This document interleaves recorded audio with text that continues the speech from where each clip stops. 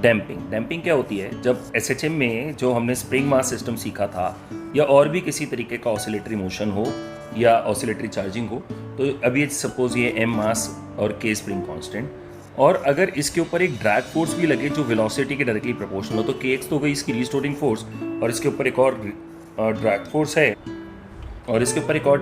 है K dash V. This drag force is directly proportional to velocity V. तो net force क्या हो गई इस मास के ऊपर? नेट फोर्स हो गई F is equal to minus K X जो रिस्टोरिंग फोर्स है, और माइनस के डैश वी जो कि ड्रैग फोर्स है। अब फोर्स हो गई मास इंटू एक्सेलरेशन, इसका मतलब इसको लिख सकता हूँ M into D two x by D T two is equal to minus of K X minus के डैश। वेलोसिटी हो गई आपकी खुद की D x by D T, तो ये हो गया D x by D T. अब मैं इन दोनों को उठा के इस तरफ लेके आता हूँ, तो m into D two x by D T two plus k dash into d x by D t plus k x is equal to 0। ये आपके पास एक इक्वेशन आ गई। ये डिफरेंशियल इक्वेशन मैंने कई अपने यूट्यूब शॉर्ट्स में सिखाई है आपको सॉल्व करनी। तो हमने क्या सीखा है इस डिफरेंशियल इक्वेशन को सॉल्व करने के लिए कि आपको ऐसी ही दिखने वाली एक क्वाड्रेटिक बनानी होती है। अगर आपको डिटेल में सीखना है तो आप यूट्यूब शॉर्ट्स में वो डिफरेंशियल इक्वेशन सीख सकते हैं, मैं उसके लिंक इसके कमेंट बॉक्स में डाल दूंगा। तो आप इसकी जैसी एक दिखने वाली एक क्वाड्रेटिक बनाएंगे, हो जाएगी M P square plus k dash P plus के इज इक्वल टू 0। इस क्वाड्रेटिक के जो रूट्स होंगे वो होंगे p is equal to minus के dash plus minus under root of k dash का square minus 4mk divided by 2m। So this will be the roots of this quadratic equation. अब यहाँ पर जैसे ये रूट्स आए तो मेरे को इस डिफरेंशियल इक्वेशन को सॉल्व करना आ गया, लेकिन यहाँ पर 3 केसेस बनेंगे। मैं काम करता हूँ के डैश स्क्वायर माइनस 4mk को मैं बीटा स्क्वायर लिख देता हूँ। अब 3 केसेस क्या होंगे? या तो बीटा स्क्वायर पॉजिटिव होगा, या बीटा स्क्वायर 0 होगा, या बीटा स्क्वायर नेगेटिव होगा। तो अब ये 3 केसेस देखते हैं कि तीनों केसेस में क्या अलग बातें होंगी। तो केस 1 देखता हूँ। केस 1 हो गया बीटा स्क्वायर पॉजिटिव है, मतलब के डैश स्क्वायर जो है वो 4mk से बड़ा है। तो अगर के डैश स्क्वायर 4mk से बड़ा है तो इसका मतलब जो p के जो 2 रूट्स हैं वो 2 रूट्स होंगे माइनस के dash plus beta by 2m and minus के dash minus beta by 2m। क्योंकि ये पॉजिटिव है तो ये रियल रूट्स होंगे। तो जैसा मैंने आपको अपने YouTube शॉर्ट्स में सिखाया है कि अगर दोनों रूट्स अलग अलग आ गए और रियल रूट्स हैं तो इस डिफरेंशियल इक्वेशन का सोल्यूशन हो जाएगा x इज इक्वल टू, क्योंकि वो y और x में वो जो मैंने सिखाई है आपको YouTube शॉर्ट्स में वो y वर्सेस x की डिफरेंशियल इक्वेशंस थी, तो इसलिए y वर्सेस x होता था। ये x वर्सेस t की डिफरेंशियल इक्वेशन है, तो यहाँ पे x as a function of t आ जाएगा, और वो होगा क्या a1 e की पावर माइनस के dash plus beta by 2m times t plus a2 times of e की पावर माइनस के dash minus beta by 2m into T.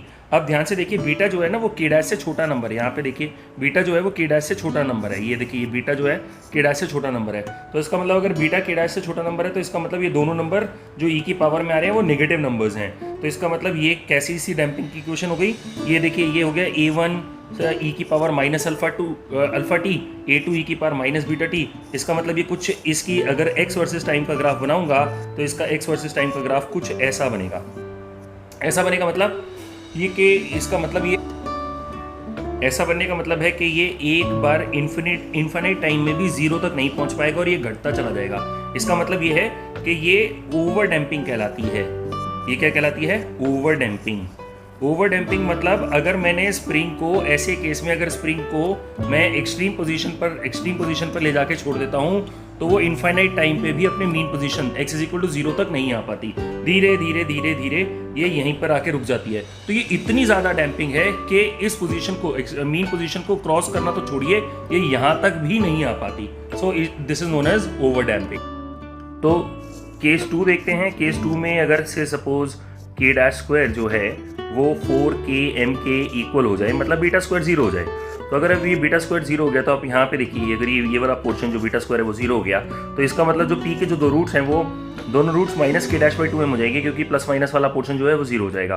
तो इसका मतलब ये रिपीटेड रूट वाला केस हो गया। मैं शॉर्ट्स में इसकी वीडियो भी डाल दूंगा, मतलब इसका लिंक भी डाल दूंगा कमेंट बॉक्स में, जहाँ पे मैंने शॉर्ट्स में सिखाया हुआ है कि अगर आपके रिपीटेड रूट्स हैं तो जो डिफरेंशियल इक्वेशन का सोल्यूशन आएगा वो x is equal to a plus B T times of e की पावर माइनस के dash by 2m times t हो जाएगा। क्यों?